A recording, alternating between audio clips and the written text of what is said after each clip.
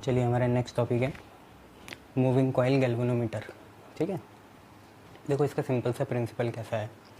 जैसे आपने बचपन में खिलौना देखा होगा, उसमें चाबी घुमाते थे, चाबी घुमा के उसका जो अंदर का स्प्रिंग होता था वो घूम जाता था। उसकी वजह से जो मैकेनिकल व्हील लगे रहते थे, जब वो स्प्रिंग अपनी नॉर्मल पोजीशन में वापस आना चाहता था, आप घुमाते थे ना चाबी को यूं यूं यूं, फिर वो अपनी नॉर्मल पोजीशन में वापस आता था तो वो आगे बढ़ता था, व्हील उसके आगे बढ़ते थे। ऐसा कोई मैकेनिज़्म रहता था अंदर, एनालॉग वाला, है ना। एनालॉग मैकेनिज़्म होता है उसके अंदर, डिजिटल नहीं होता, एनालॉग होता है ना। उसके बाद रिमोट कार्ड आ गई, पर पहले तो चाबी वाला ही रहता था, वो ड्रम भी बजाता था, वो भी देखा है आप लोगों ने। तो ये सारी चीज़ें क्या हैं, इसी पे बेस हैं यार। कॉइल में आप ट्विस्ट कर रहे हो, एक रिस्टोरिंग टॉर्क लगेगा, फिर उसमें आप उसमें एक मैनुअल टॉर्क लगा रहे हो, एक डिफ्लेक्टिंग टॉर्क लगा रहे हो, चाबी मोड़ रहे हो आप, है ना। चाबी घूम रही है तो उसकी जो स्प्रिंग है वो घूम रही है, आपने एक मैनुअल या डिफ्लेक्टिंग टॉर्क लगाया। तो हर चीज़ अपनी नेचुरल पोजीशन में वापस आना चाहता है ताकि स्टेबल हो, मिनिमम पोटेंशियल एनर्जी हो। तो वापस जब आएगी तो उसके साथ ही व्हील कनेक्ट होते हैं, वो आगे बढ़ता है। इसका भी वैसे ही प्रिंसिपल है। मूविंग कॉइल गैल्वेनोमीटर दिखता है ऐसे है, ज़रा ध्यान से देखो, ये इसका बाहर का बॉक्स है, ये इसका बाहर का अरेंजमेंट है, ये प्लाइज हैं, ये वुडन में लगते हैं, नट बोल्ट है ना, नीचे एक टेबल होती है वुडन टेबल, उसमें लगते हैं। है क्या, देखो मेन बातें बता देता हूँ।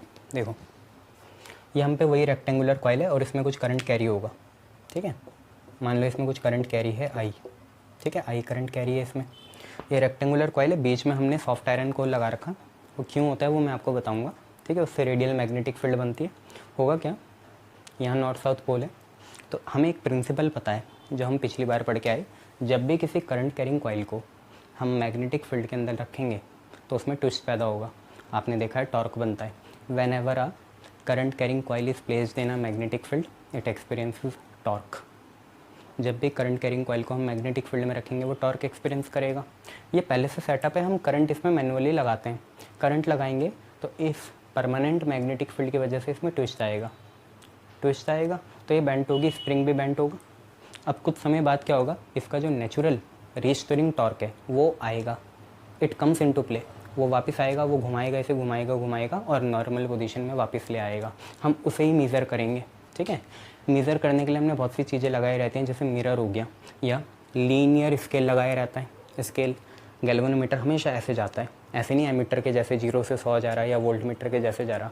ये ऐसे डिफ्लेक्ट करता है, ऐसे या तो ऐसे या ऐसे, क्लॉक या एंटी, या क्लॉक या एंटी, ऐसे जाता है। टॉर्जन हेड लगा रखा, उसका काम होता है कि इसे स्टेबल बना के रखना। फॉस्फर ब्रोंज की स्ट्रिप है, एक स्ट्रिप यूज़ करते हैं। ठीक है, उसके बाद मिरर है, सॉफ्ट आयरन कोर है, स्प्रिंग है, सारी चीज़ें ये हैं। ठीक है, तो कुल मिला के बात यह है कि कॉइल में जैसे ही करंट आएगा उसमें टॉर्क होगा। तो ये हमारा डिफ्लेक्टिंग टॉर्क हो गया, मैनुअल टॉर्क हो गया।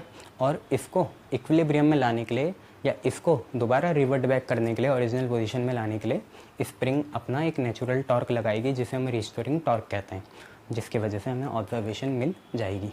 तो पहली बात, मूविंग कॉइल गैल्वेनोमीटर का काम क्या होता है। तो ये डिटेक्ट भी करता है और थोड़ा स्मॉल अमाउंट ऑफ करंट को भी मेज़र करता है। तो it is a device which is use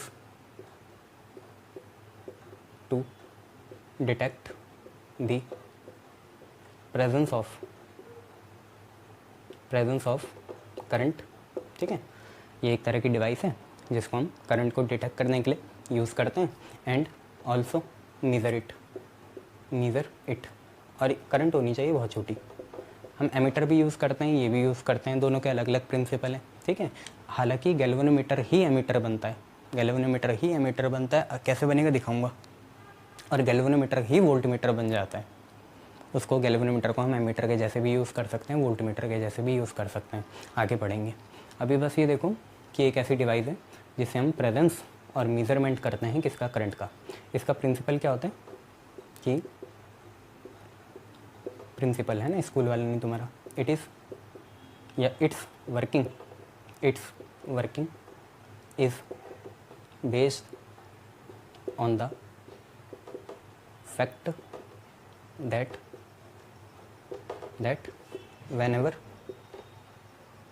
a current carrying coil is placed in external magnetic field, ठीक है। जब भी किसी करंट कैरिंग कॉइल को हम एक्सटर्नल मैग्नेटिक फील्ड में लगाते हैं तो वो एक्सपीरियंस करता है टॉर्क। इट एक्सपीरियंसेस टॉर्क, उस पर टॉर्क लगता है। ये इसका प्रिंसिपल है, ये हमने अभी भी पढ़ा था, ठीक है। रेक्टेंगुलर कॉइल हो, जैसे PQRS हमने यहाँ रखी है, जब भी हम किसी करंट कैरिंग कॉइल को मैग्नेटिक फील्ड में रखेंगे तो उस पर टॉर्क लगेगा। यही चीज़ है। वर्किंग आपको पता ही है, ठीक है। क्या करता है ये, डिटेक्ट करता है और मेजरमेंट करता है छोटे इलेक्ट्रिक करंट की। और प्रिंसिपल क्या है, it's working is based on the fact that कि अगर किसी करंट कैरिंग कॉइल को हम मैग्नेटिक फील्ड में रखें तो उस पर टॉर्क लगेगा। कैसी भी हो सकती है, सर्कुलर में भी लगेगा, शेप से कोई मतलब नहीं होता, ठीक है। ये चीज़ है। अब देखो इसकी वर्किंग कैसी होती है। तो यहाँ पे दो चीज़ें आएंगी, एक तो डिफ्लेक्टिंग टॉर्क आएगा और दूसरा आएगा आपका रिस्टोरिंग टॉर्क, ठीक है। चलो चलो यहीं पे लिखते हैं। अब ये हो गया। तो सिंपल सी बात है मूविंग कॉइल गैल्वेनोमीटर में कि हम इसकी वर्किंग देखते हैं कि when a current is pass through, when a current is pass through a coil, it experiences pass through a coil in magnetic field external, ठीक है। जब कोई करंट कैरिंग कॉइल को हम मतलब किसी कॉइल में हम करंट पास करें जो मैग्नेटिक फील्ड में है तो इट एक्सपीरियंसेस टॉर्क, ठीक है। जब भी किसी कॉइल में हम करंट पास करें जो कि कॉइल मैग्नेटिक फील्ड में हो तो उस पर टॉर्क लगता है, या टॉर्क एक्ट्स ऑन इट, या it experiences torque given by.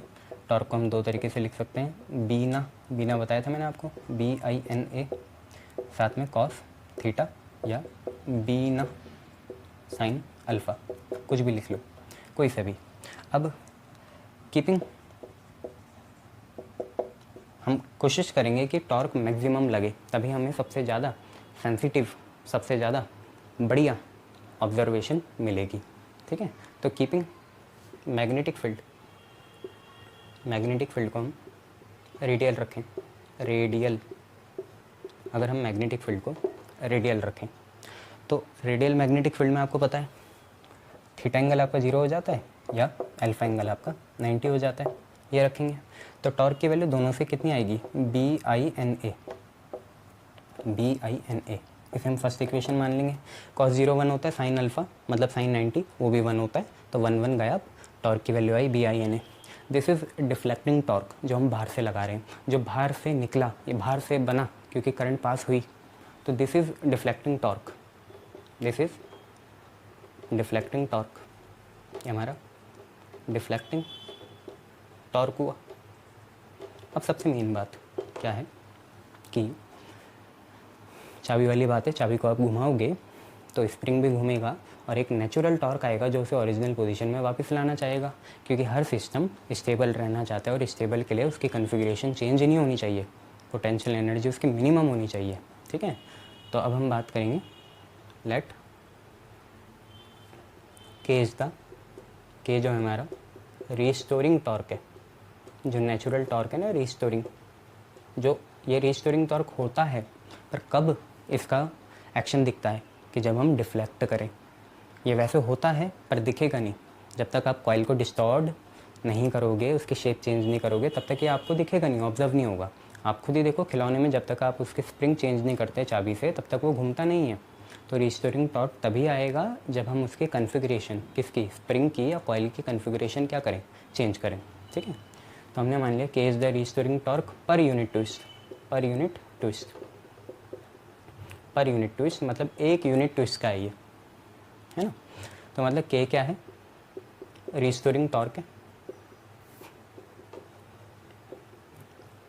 Upon twist है।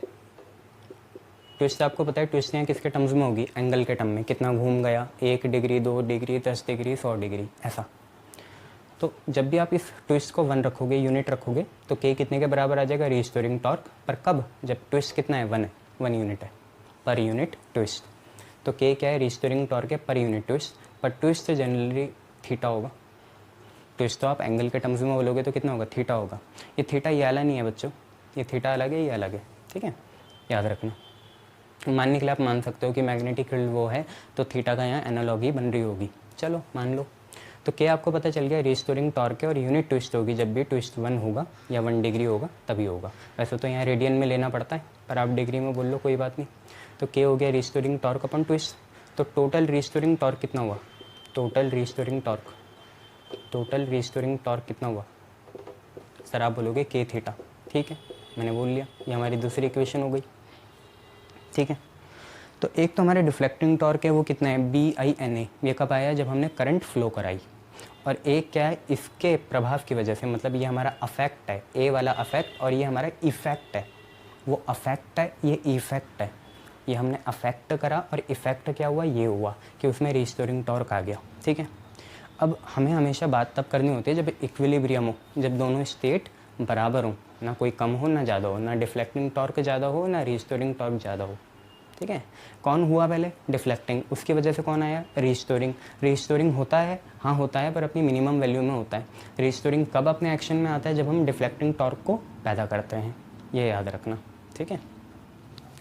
तो एट इक्विलिब्रियम, ये इक्विलिब्रियम स्टेट में होगा क्या, at equilibrium state, at equilibrium state, equilibrium state में होगा क्या, कुछ नहीं, टॉर्क डिफ्लेक्टिंग और टोटल रिस्टोरिंग टॉर्क बराबर होंगे। डिफ्लेक्टिंग टॉर्क और रिस्टोरिंग टॉर्क क्या होंगे, बराबर होंगे, ठीक है। डिफ्लेक्टिंग टॉर्क आपको पता है कितना है, BINA, बीना, और रिस्टोरिंग टॉर्क कितना है, के थीटा, ठीक है, यही है। मैं आपसे चाहता हूँ के भी आप हटा दो यहाँ से, ठीक है, हटा देंगे, थीटा बचेगा, फिर आई को भी बाहर निकाल लो, आई ये रहा, थीटा ये रहा, यहाँ पे पहले से क्या था, NBA था, ठीक है, और के को भी नीचे भेज दिया, ये रहा। तो theta is equal to I into NBA/K आ गया, ठीक है। अब ये NBA/K को हम कुछ लिख सकते हैं, ठीक है, क्या लिख सकते हैं आप खुद सोचो। लेट NBA/K ये किसी मूविंग कॉइल गैल्वेनोमीटर के लिए फिक्स होगा। देखो हमने उसमें पहले से एक परमानेंट पोल्स लगाए हैं, तो मैग्नेटिक फील्ड तो कांस्टेंट हुई, एरिया ऑफ द कॉइल भी कांस्टेंट होगा, नंबर ऑफ टर्न्स भी कॉइल में कांस्टेंट होंगे। एक बार वाइंडिंग कर दी तो कर दी, खोलते नहीं हैं उसके, और एक बार हमने एनक्लोजर कर दिया तो पोल्स भी फिक्स हैं, एरिया भी फिक्स हैं। और रिस्टोरिंग टॉर्क तो स्प्रिंग की प्रॉपर्टी है ना, स्प्रिंग भी तो आपने एक बार लगा दी सो लगा दी, तो ये पूरी चीज़ कांस्टेंट है। इसको हम कुछ कांस्टेंट मानेंगे जो गैल्वेनोमीटर से ही रिलेटेड होगा, तो आप इसे गैल्वेनोमीटर कांस्टेंट मान लो। इस कांस्टेंट का नाम हो गया जी। जी क्या होता है हमारा, गैल्वेनोमीटर कांस्टेंट, गैल्वेनोमीटर कांस्टेंट, इसको हम गैल्वेनोमीटर कांस्टेंट मान लेंगे, ठीक है। यह तो अगर ऐसा हो गया तो हम एक काम कर सकते हैं, अब हमारा सिंपल से theta is equal to GI बन गया, बहुत बढ़िया। और जी की वैल्यू आपको पता होनी चाहिए, जी कितना है, NBA/K है, NBA/K। एन क्या है, नंबर ऑफ टर्न्स, बी क्या है, मैग्नेटिक फील्ड, ए क्या है, एरिया ऑफ द कॉइल, और के क्या है, स्प्रिंग कांस्टेंट या restoring torque per unit twist, ये है, ठीक है। पर है वो स्प्रिंग की प्रॉपर्टी, ये शाबाश। तो यहाँ से आपको पता चला theta is directly proportional to I आया, क्योंकि जी तो क्या है, कांस्टेंट है, जैसे ओम्स लॉ में आर होता है वैसे ही। तो क्या सर थीटा वी के बराबर होगा, नहीं, किसने बोला तुम्हें, नहीं, ओम्स लॉ थोड़ी है, थीटा डायरेक्टली प्रोपोर्शनल आ गया आई के, मतलब जितना आप करंट फ्लो कराओगे उतना ट्विस्ट पैदा होगा। आई बात समझ में, जितना करंट फ्लो कराओगे उतना ट्विस्ट पैदा होगा और उतना ही हमारी ऑब्जर्वेशन भी आएगी गैल्वेनोमीटर की। तो हम सिंपल सी बात ये लिखेंगे, current flown is directly proportional to twist generated, twist जितना जनरेट हुआ, current flown is directly proportional to twist generated is directly proportional to galvanometer की ऑब्जर्वेशन, गैल्वेनोमीटर की ऑब्जर्वेशन। ये मतलब अगर आपको बढ़िया ऑब्जर्वेशन चाहिए, बढ़िया सेंसिटिविटी की चाहिए, तो आपको ज़्यादा ट्विस्ट लाना पड़ेगा। और ज़्यादा ट्विस्ट कब आएगा, जब आप ज़्यादा टॉर्क प्रोड्यूस करो डिफ्लेक्टिंग वाला, और ज़्यादा टॉर्क डिफ्लेक्टिंग वाला कब प्रोड्यूस होगा, जब आप ज़्यादा करंट फ्लो करा दोगे, ठीक है, ये बात है। चलो बहुत बढ़िया। अब यहाँ पे रेडियल मैग्नेटिक फील्ड क्यों रखते हैं, तो वो नोट में लिख लेना, function of radial magnetic field. Radial magnetic field का काम क्या होता है, पहली बात तो ये हम देखना चाहेंगे। तो अब देखो, एक तो तुम्हें ये पता चल गया कि ये टॉर्क को मैक्सिमम प्रोवाइड करता है, इससे टॉर्क मैक्सिमम आता है। इसका देखो पहली बात तो ये है कि हमें पता चल गया थीटा एंगल यहाँ से 0 बनता है या अल्फा एंगल 90 बनता है। थीटा क्या है, angle between plane of the coil and magnetic field, और अल्फा क्या है, angle between normal to the coil and magnetic field. ठीक है, जिसकी वजह से टॉर्क हमारा क्या आता है, मैक्सिमम आता है। कितने के बराबर है, बी ना के बराबर, BINA। ठीक है, तीसरी चीज़ सबसे मेन, जो गैल्वेनोमीटर होता है ना, उसमें एक स्केल लगा रहता है ऐसे, यहाँ पे स्केल होता है ऐसे, ऐसा होता है गैल्वेनोमीटर ना, उसमें स्केल लगा रहता है। आपने देखा होगा ये एनक्लोजर में रहता है ऐसा गैल्वेनोमीटर, यहाँ स्केल लगा रहता है ऐसे। ठीक है, तो ये स्केल को लीनियर बनाता है। लीनियर मतलब क्या है कि इसमें फ्लक्चुएशन नहीं आएंगी, ये जाएगा ऐसे ही, यूँ, ये जाएगा यूँ, ऐसे नहीं होगा कि यूँ जा रहा या इधर गया, इधर आधा ही गया, जाना इधर तक था, फिर यहाँ पूरा चले गया, या यहाँ पे इतना ही गया, यहाँ पे पूरा चले गया, तो लीनियर बनता है। ये होता है फ्लक्चुएशंस, फ्लक्चुएशंस नहीं होती, लीनियर बनता है। तो it makes the scale linear, it makes the galvanometer, जिसका सिंबल G है, गैल्वेनोमीटर स्केल लीनियर। 3 काम है इसके, 2 काम आपको पहले से पता थे, थीटा 0 अल्फा 90, जिसका कंसिक्वेंस क्या हुआ, टॉर्क मैक्सिमम हुआ, और जब टॉर्क मैक्सिमम होता है तो ट्विस्ट लीनियर आते हैं। ठीक है, या जो इसका आपका स्केल डिवीजन होता है वो लीनियर वैल्यूज शो करता है, ये बात है।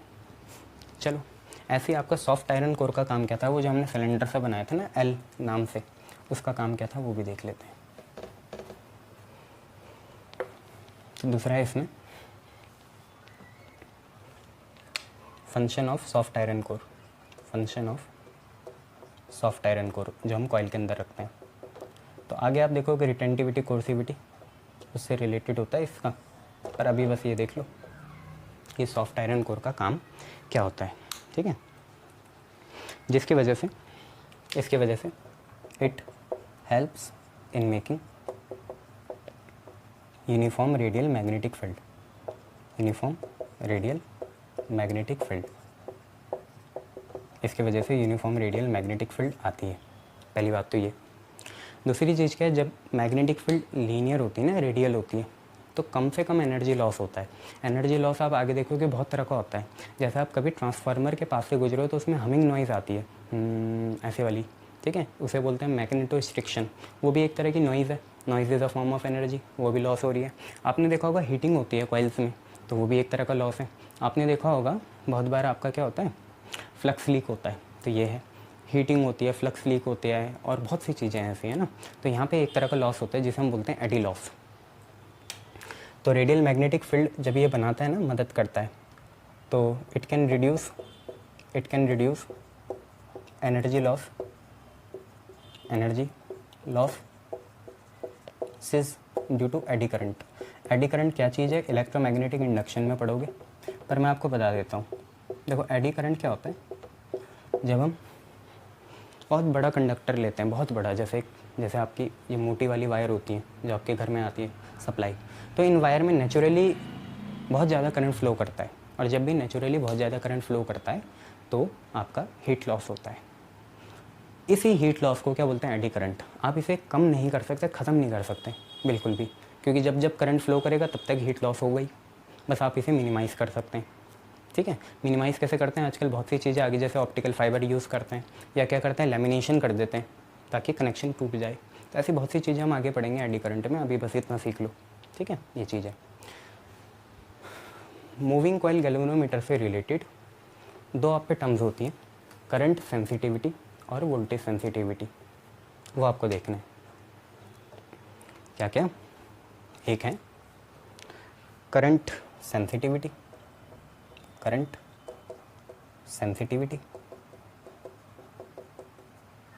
और दूसरा है आप पे वोल्टेज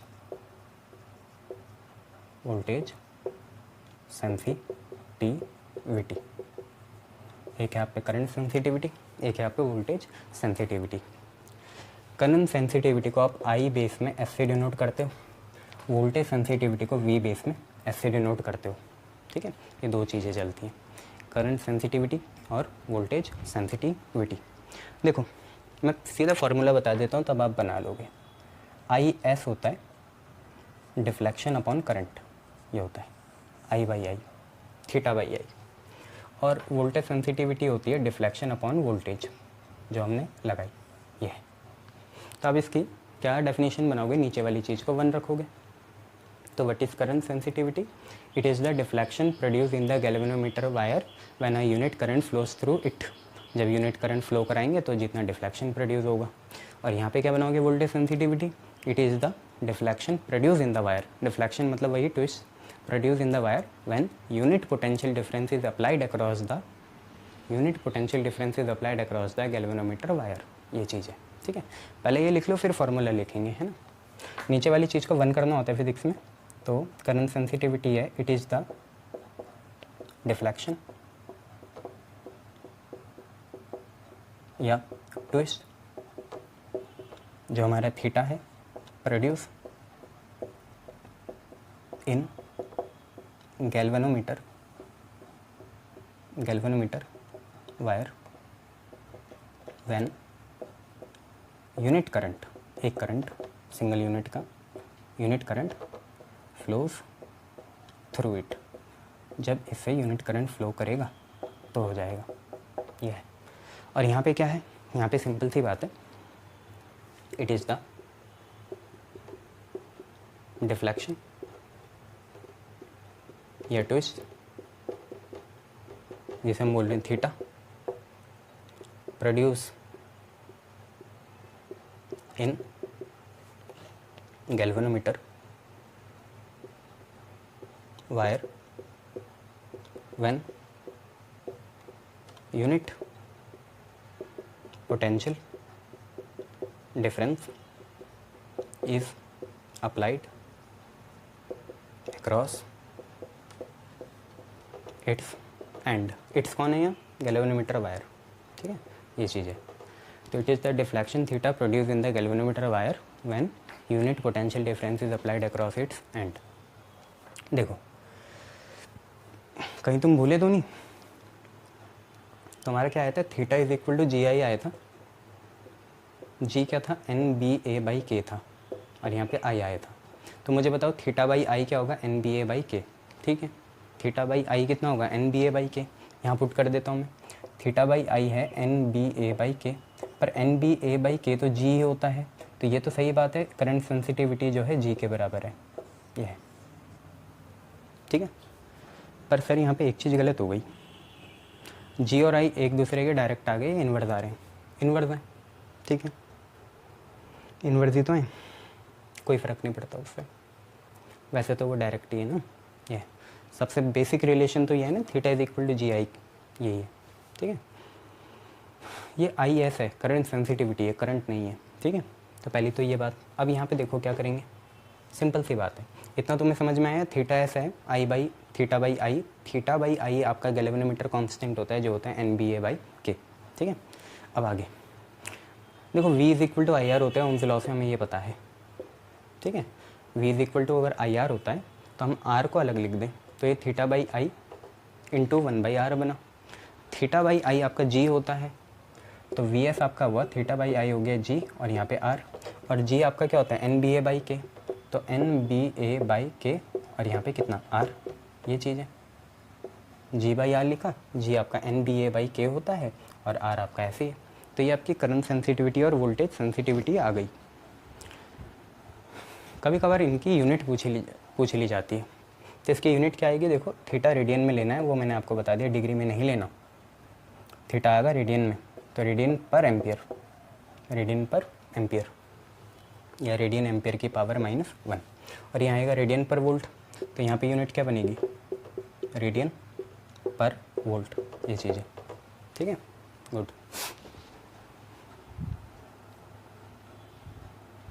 चलिए नेक्स्ट टॉपिक देखिए।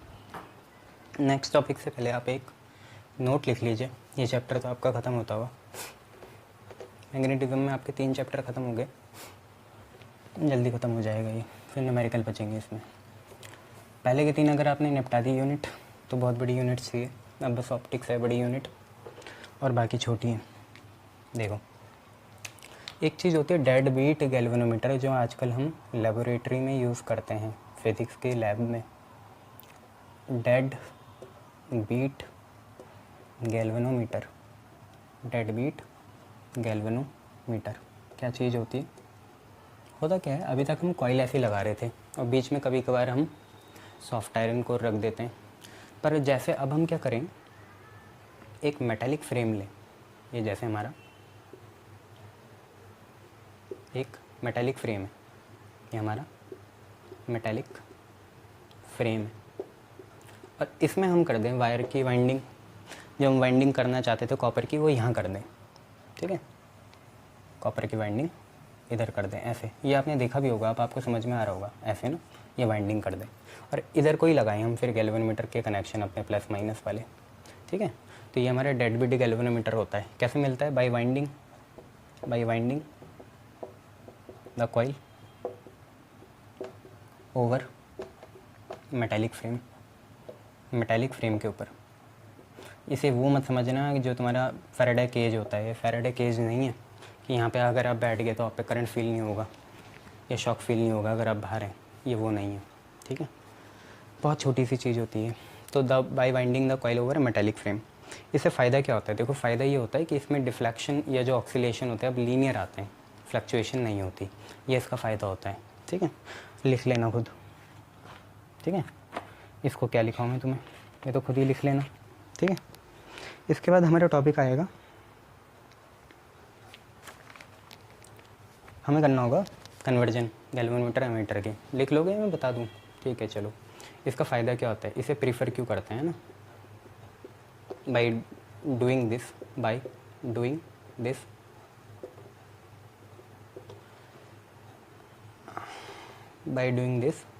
वी हैव स्टेडी डिफ्लेक्शन होता है सीधा, स्टेडी, लीनियर नहीं बोल रहा हूँ, स्टेडी मतलब ऐसे ऐसे ऐसे ऐसे ऐसे जाएगा या ऐसे ऐसे ऐसे ऐसे ऐसे जाएगा, एकदम से यूं नहीं या एकदम से यूं नहीं, ऐसे नहीं, स्टेडी डिफ्लेक्शन होगा, ठीक है। By doing this we have steady deflection and prevent या steady deflection rather than oscillations नहीं आएंगी ना फ्लक्चुएशंस आएंगी, ये होगा फ्लक्चुएशंस, ये चीज़ है, ठीक है। Very good. चलिए बात करते हैं। सबसे पहले अगर हमें कन्वर्जन पढ़ना है तो सबसे पहले शंट की बात करते हैं। शंट क्या होता है? शंट लोग क्या होता है देख लो। देखो शंट क्या होता है। शंट जो होता है एक लो रेजिस्टेंस होता है। Shunt is a low resistance, बहुत हल्का रेजिस्टेंस होता है, ऐसे डिनोट करते हैं। ये एक तरह का लो रेजिस्टेंस होता है, कनेक्टेड इन पैरेलल किसके? गैल्वेनोमीटर के। Connected in parallel to galvanometer, एक लो रेजिस्टेंस होता है जिसे हम पैरेलल लगाते हैं किसके? गैल्वेनोमीटर के। तो प्रोटेक्ट, कभी कभार क्या होता है ज़्यादा करंट पहुंच जाए तो गैल्वेनोमीटर के एपरेटस को नुकसान हो सकता है, ख़राब हो सकता है, वो शॉर्ट सर्किटेड हो सकता है, वो उससे बचाते हैं। तो protect it from unwanted supply of current, unwanted या fatal supply of current, fatal supply of current. Shunt का काम क्या होता है? ये गैल्वेनोमीटर को एमीटर में कन्वर्ट कर देता है, ठीक है। शंट का काम क्या होता है? ये गैल्वेनोमीटर को एमीटर में कन्वर्ट कर देता है। तो यहीं पे आपकी heading I conversion of galvanometer, जिसको हम जी से डिनोट करते हैं, इनटू एमीटर। एमीटर में हम इसे कन्वर्ट करेंगे, ए से डिनोट होता है। कैसे करेंगे वो आप लोग देख लो। गैल्वेनोमीटर को हम एमीटर में कन्वर्ट कर रहे हैं। कैसे करेंगे देखो। हमने क्या करना है कि मान लो शंट का यूज़ करना है। मान लो ये हम पे गैल्वेनोमीटर है, मान लो यहाँ पे हम पे गैल्वेनोमीटर है, यहाँ पे ये रहा, इसके पैरेलल में हम शंट लगा देंगे ऐसा। तो शंट को हम रेजिस्टेंस के फॉर्म में दिखा लेते हैं, वो ज़्यादा सही रहेगा। बहुत सी बुक में ऐसे रहता है, बहुत सी बुक में रेजिस्टेंस के फॉर्म में रहता है। ये हमने बना लिया, ये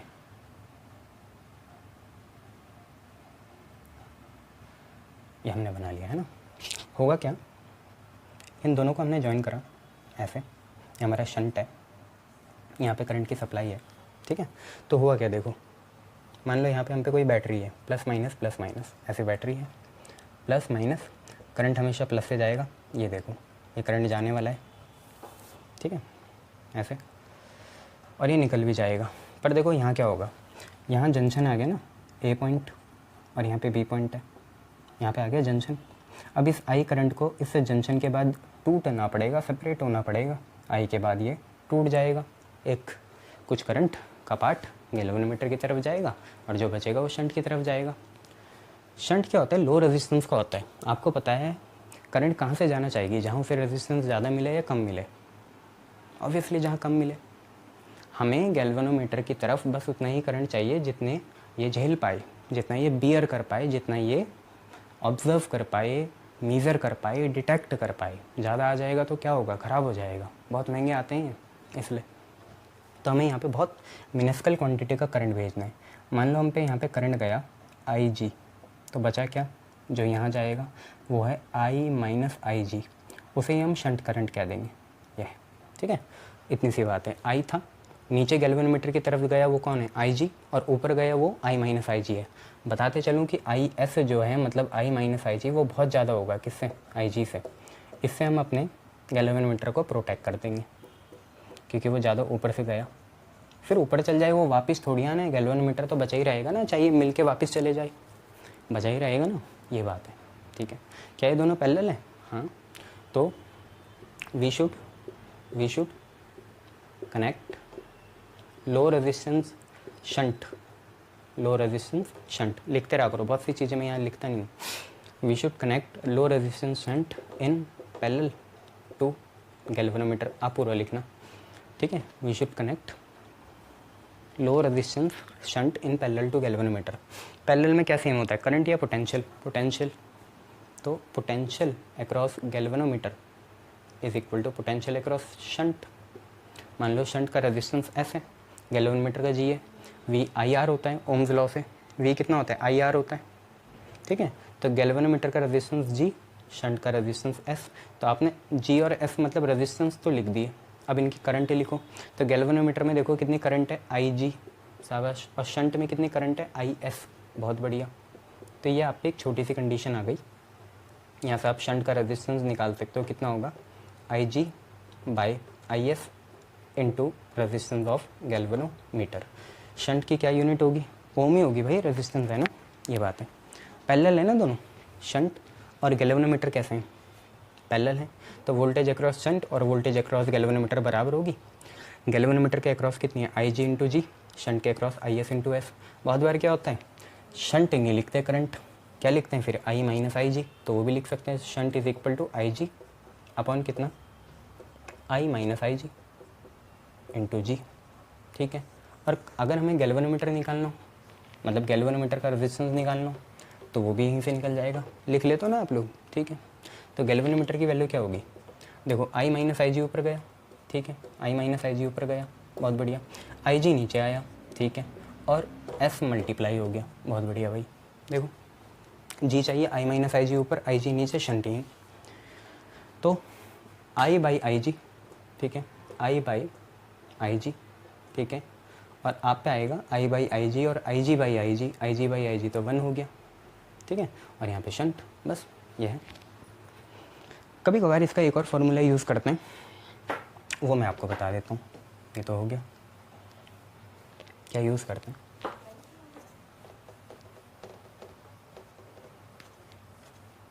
देखो क्या होता है, जैसे हम पे गैल्वेनोमीटर होता है ना, यहाँ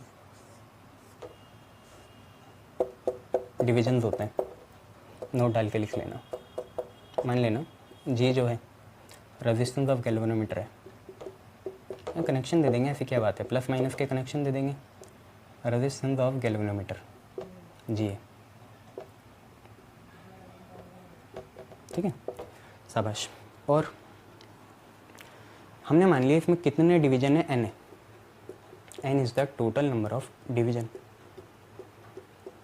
अब इसमें एक चीज़ आती है फुल स्केल डिफ्लेक्शन, समझ पाते हो फुल स्केल डिफ्लेक्शन क्या होता है? पूरा घुमा यूँ यूँ पूरा एक साइकिल, या यूँ पूरा एक साइकिल, डीसी है ना, या तो यही हो जाएगा या यही हो जाएगा, इसे बोलते हैं फुल स्केल डिफ्लेक्शन। पूरा पूरा मतलब नीचे तक गया, पूरा अपने एक्सट्रीम लेफ्ट से एक्सट्रीम राइट गया, या एक्सट्रीम नॉर्मल से एक्सट्रीम हॉरिजॉन्टल गया, ऐसे, ठीक है।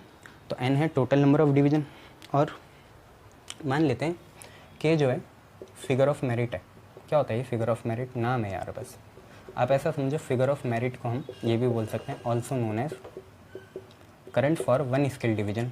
मतलब ये देखो एक स्केल है ना, इसमें होगा के, तो current for one scale division, एक स्केल डिवीजन के लिए कितना होगा? के होगा। तो आप ये देखो फुल स्केल डिवीजन के लिए कितना होगा? फुल स्केल डिवीजन आपका निकल जाएगा इन्हीं से, फुल स्केल डिवीजन के लिए कितना होगा, है ना, ये हम निकाल लेंगे।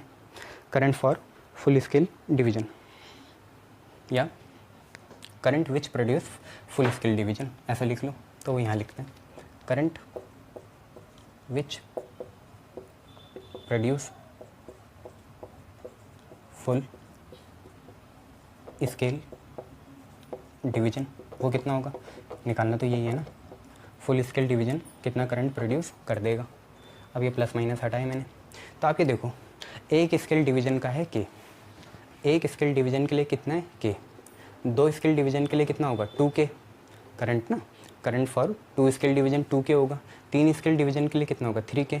10 स्केल डिवीजन के लिए कितना होगा? 10K। पर भाई यहाँ टोटल डिवीजन कितने हैं? n, तो टोटल स्केल डिवीजन के लिए कितना होगा? nk। वही तो है full scale division, full scale division मतलब टोटल स्केल डिवीजन, उसके लिए कितना होगा? n × k होगा, ये आप याद रखना। और current for full scale division हम IG मान लेते हैं, I × G, तो IG कितने के बराबर हुआ? nk के। क्लियर? बहुत बढ़िया, ये चीज़ है, ये फार्मूला भी यूज़ होता है, ठीक है, बहुत बढ़िया। अब ये देख लिया, एक बार वोल्ट मीटर देख लो कैसे बनता है।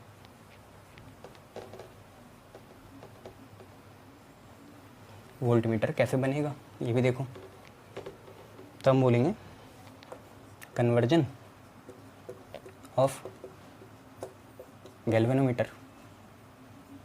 अच्छा एक चीज़ मैं भूल गया, आइडल एमीटर क्या होगा? एमीटर की बात कर रहे थे ना, ये सारी चीज़ें एमीटर बनी। एमीटर क्या था? शंट और गैल्वेनोमीटर पैरेलल में लगे हुए। एमीटर आइडल क्या होगा? एमीटर का काम क्या है? करंट को मीज़र करना, ये तो पता है ना आपको बचपन से। एमीटर जो आपने बनाया, एमीटर क्या करता है? एमीटर मीज़र करंट, मतलब गैल्वेनोमीटर की बस एक लिमिटेशन थी, वो डिटेक्ट कर सकता था या छोटे करंट को मीज़र कर सकता था। एमीटर को आपने खोल दिया, अब वो अच्छे से करंट को मीज़र कर सकता है, कितने बड़े से बड़ा हो। तो क्योंकि जो एक्सेस करंट जा रहा है वो भी मीज़रेबल है, तो नोट एमीटर क्या होता है? एमीटर क्या करता है? मीज़र करता है करंट को, मीज़र करंट, पहली बात तो ये,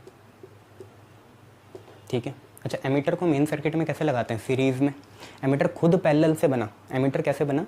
गैल्वेनोमीटर और शंट को कैसे लगाया? पैरेलल, पर वो सर्किट में कैसे लगेगा? सीरीज़ में। एमीटर को हमेशा कैसे लगाते हैं? सीरीज़ में। वो बना कैसे? बने से तुम्हें मतलब नहीं है, लगेगा वो मेन सर्किट में सीरीज़ से बना, चाहे वो गैल्वेनोमीटर और शंट को पैरेलल से है, वो एक अरेंजमेंट है, वो डब्बे में बंद है, वो डब्बे को कैसे लगाओगे मेन सर्किट में? सीरीज़ में। तो ammeter is always connected in series, in series कहाँ? In main circuit, in main circuit. Main circuit में आप इसे सीरीज़ में लगाओगे, ठीक है। आइडल एमीटर क्या होगा? आइडल एमीटर वो होगा जो सारा का सारा करंट मीज़र कर जाए, है ना। आइडल एमीटर क्या होगा? जो सारा का सारा करंट मीज़र कर जाए, यही तो होगा ना, एमीटर का काम करंट मीज़र करना है। तो जो दुनिया मतलब पूरे सर्किट का करंट मीज़र कर जाए उसे हम बोलेंगे आइडल एमीटर। पर दुनिया में जो भी apparatus आप बनाओगे उसका नेचुरल रेजिस्टेंस होगा, और रेजिस्टेंस की वजह से किसी भी चीज़ को काम करने के लिए खुद भी वोल्टेज खानी पड़ती है, ये हमने देखा था लॉस वोल्टेज। तो आइडल एमीटर वो होगा जिसका जीरो रेजिस्टेंस हो, उसमें बिल्कुल भी करंट को रोकने की या ऑब्स्ट्रक्ट करने की या रेजिस्ट करने की वो ना हो, टेंडेंसी ना हो, ठीक है, ये बात है। तो तीसरी बात, ideal ammeter have zero resistance होगा। आइडियल एमीटर में जीरो रेजिस्टेंस होगा। ये भी आप बात याद रखना। बहुत बढ़िया। चलिए देखिए नई चीज़, क्या है नई चीज़? Volt meter. तो conversion of galvanometer into voltameter या वोल्ट मीटर, ठीक है, इनटू वोल्ट मीटर, इसको हम वी से डिनोट करते हैं।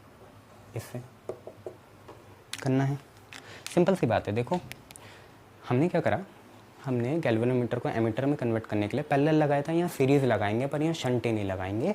शंट होता है लो रेजिस्टेंस, यहाँ एक कोई सा भी हाई रेजिस्टेंस लगा देंगे गैल्वेनोमीटर के पैरेलल, बस बात ये है, ठीक है। तो we have to connect high resistance. याद रखना वहाँ लो रेजिस्टेंस है, लो रेजिस्टेंस ही शंट होता है, ये शंट नहीं है। तो एक हाई रेजिस्टेंस, मान लो उसे हम आर बोल रहे हैं, इन सीरीज विद गैल्वेनोमीटर के साथ ऐसा लगा देंगे, ठीक है। We have to connect a high resistance in series with galvanometer. तो मान लो यहाँ पे गैल्वेनोमीटर है और इसके साथ एक हाई रेजिस्टेंस हमने लगा दिया, ये हमारा बन गया वोल्टामीटर। और वोल्टामीटर मेन सर्किट में पैरेलल लगेगा, यही है बात। चाहे खुद ये कैसे बना, सीरीज़ में बना, गैल्वेनोमीटर के साथ सीरीज़ में एक हाई रेजिस्टेंस लगाया तब ये बना, पर ये लगेगा कैसे? पैरेलल। जैसे शंट में था, शंट बना पैरेलल पर लगा कैसे? सीरीज़। वैसे ये बना कैसे? सीरीज़, लगेगा कैसे? पैरेलल। ये याद रखना। मान लो इसमें आई करंट क्यों भेज रहे हो, दोनों से आई जी ही भेज दो ना, आई जी यहाँ भी जाएगी, बस बात ही ख़त्म। आई जी भेज दो ना सीधा, क्या जा रहा हो तुम्हारा? मेन सर्किट से सीधा आई जी आ गई, क्या दिक्कत है? ठीक है। अच्छा मुझे यहाँ बताओ टोटल रेजिस्टेंस कितना होगा? टोटल रेजिस्टेंस कुछ नहीं, क्योंकि ये सीरीज़ में है, तो आर टोटल हो जाएगा जी प्लस आर, ख़त्म। आर टोटल हो जाएगा जी प्लस आर, ठीक है। यहाँ मुझे करंट बताओ, फिर करंट क्या होगी? अगर यहाँ पे हम मान लेते कि यहाँ से यहाँ तक वोल्टेज V है, तो हमारा V बनता I, क्योंकि दोनों में करंट I ही जाएगा सीरीज़ में, into R total, V is equal to I R, यही तो बनता। Total voltage is equal to I into R total.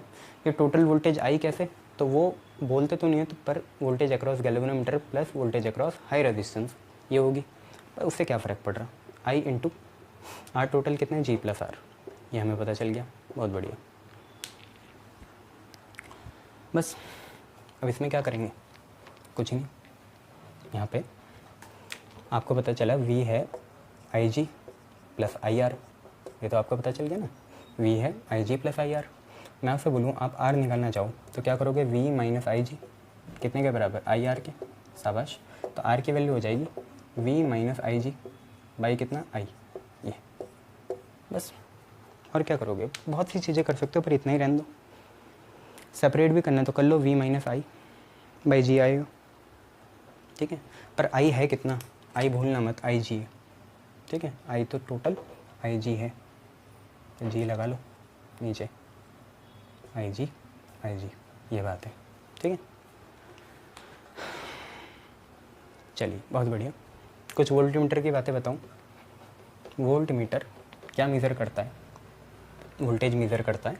किसको प्रीफर करते हैं, पोटेंशियोमीटर को या वोल्टमीटर को? तो आपको पता है पोटेंशियोमीटर को करा जाता है क्योंकि उसका अपना ड्राइविंग सेल होता है। ये मेन सर्किट से लेगा, ये अप्रॉक्स रिजल्ट देगा, पोटेंशियोमीटर एक्यूरेट रिजल्ट देता है, ये सब आपको पता है। तो पहली बात स्पेशल पॉइंट में, पॉइंट टू बी नोटेड, पहली है पोटेंशियोमीटर नहीं voltmeter. Voltameter measure potential difference कैसे? अप्रॉक्सली करता है, पता नहीं, अब अप्रॉक्सली लिख रहा हूँ मैं, है ना, आप वो लिख लेना, APP RO, पता नहीं, खुद ही कर लेना। दूसरी बात वोल्ट मीटर बना तो सीरीज से पर लगता पैरेलल है, voltmeter is always connected parallel to main circuit. शाबाश, मेन सर्किट के कैसे लगेगा, पैरेलल लगेगा।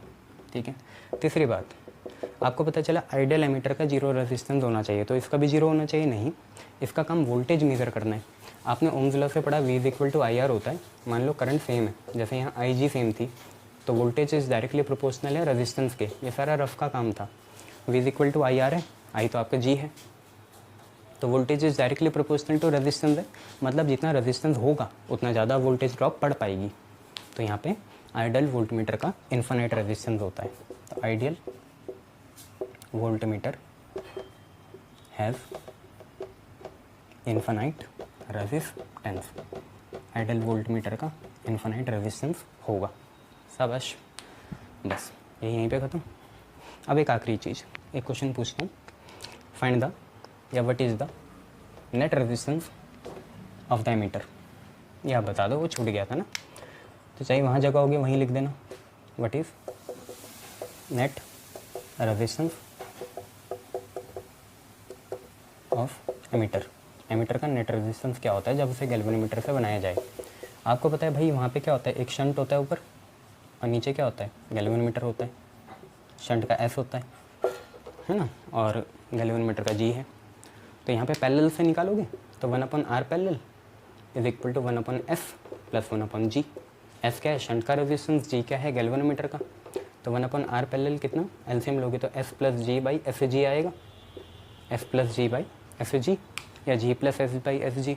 तो R पैरेलल की वैल्यू क्या आई कि नेट रेजिस्टेंस जो है एमीटर का, रेजिस्टेंस ऑफ एमीटर, ठीक है, वो कितना आया। सिंपल सी बात है, SG/S प्लस G आ गया। ठीक है, ख़त्म, ऐसे ही करना था। थैंक यू, बस।